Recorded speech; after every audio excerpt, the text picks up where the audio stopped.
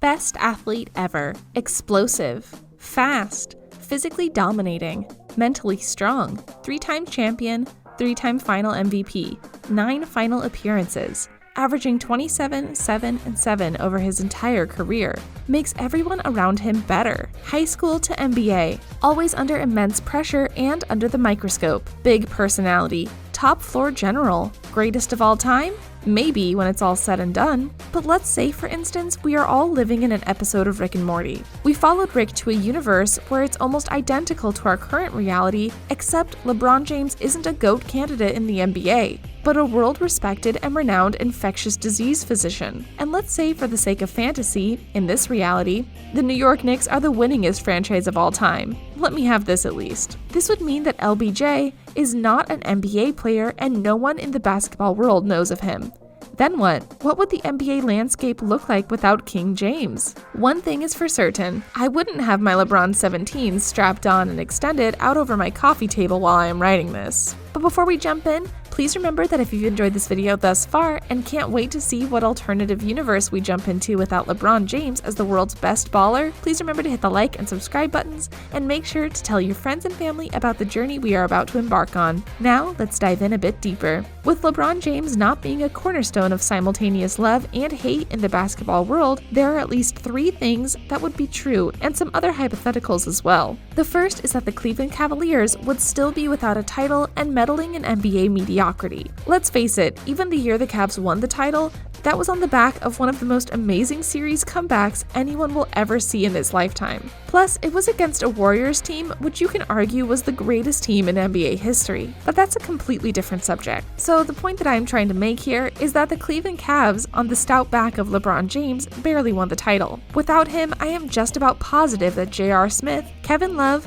Iman Shumpert, Richard Jefferson, and Timothy Mozgov would also not have been on the Cleveland squad. Plus, they wouldn't have made it to multiple finals appearances to face their nemesis, the Golden State Warriors. That would have probably made the GS Warriors a dynasty for at least 4 straight years. I'm not sure how any other ways it would play out, but the Cavs winning a title without the king would not be a reality. Secondly, the biggest thing that wouldn't have happened is there wouldn't have been a big 3 in Miami. Dwayne Wade and Chris Bosh already teamed up, had planned on teaming up years earlier, and would have played together and have been a force in Miami, but this time there would be no LeBron James, and this would have had some crazy residual effects. The first thing that would have happened is that the Boston Celtics would have been on top of the Eastern Conference for maybe 3 more years. Even an aging Celtics Big 3 or Big 4, however you look at them, were dominant, savvy enough, and well coached enough to have pushed themselves into the NBA title scene several more times. Also, the Miami Heat wouldn't have won the championship back-to-back years,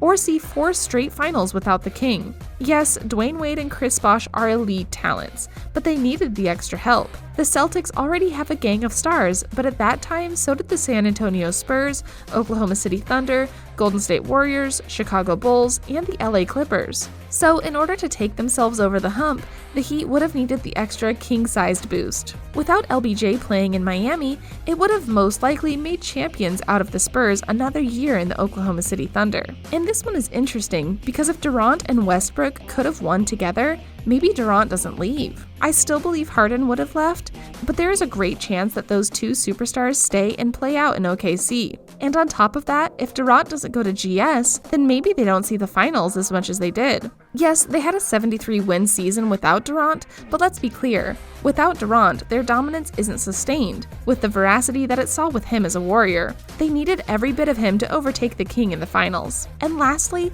it would have changed the landscape of who we look to as the greatest NBA player alive, aka the top player in the association. During the time LeBron has dominated in the NBA, which is well over a decade, there have been some top-tier and elite talent to play. Now, what I am about to say is controversial, my opinion, and something I am sticking to, but when it comes to the GOAT argument, it should be all about stats. It should be about stats and who around them gets better, not just solely heavily weighted upon championships. Now, the uneducated or average fan will base greatness on championships, which I understand, it's the simple thing to look at, but it also doesn't paint a clear picture because winning isn't done alone or by yourself. There is always an army behind you, whether you do anything great in life. So, with my rant over, that would make the greatest player on the planet conversation a little murky during this time without LBJ in the NBA. However, I think the mantle would be shared by Kevin Durant, Stephen Curry, and James Harden. I'd love to put Klay Thompson in there, but I may blow people's minds with that one, so I will save it for another day.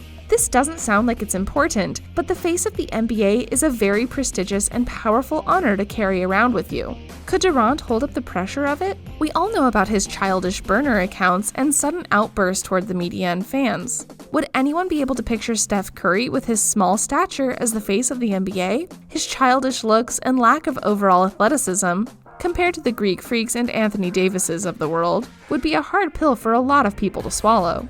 And when people get upset to make a championship list, or poor defender as Harden as the greatest player in the league, the simple-minded folks who weigh a championship over everything would deny him immediately of that title. Those are all intriguing questions, and maybe can be answered at a different time, but some more hypotheticals that could be questioned, explored, and/or confirmed with an NBA that didn't include LeBron James. Michael Jordan would be known as the greatest player of all time without anyone really close to him. The Warriors would have dethroned the Chicago Bulls as the greatest team ever in one season. Dan Gilbert might not have been exposed for being the loser he is. Wait, he would have probably showed his true self off at some time. Eric Spoelstra would be viewed as like a Brad Stevens type, and Ty Lue wouldn't be a championship coach. Looking back, Carmelo Anthony or Dwayne Wade would have been the best player drafted in 2003. The Celtics would have won multiple championships. Sam Presti would have been in the greatest GM of all time talks. The Los Angeles Lakers would still be irrelevant. Timofey Mozgov and Matthew Dellavedova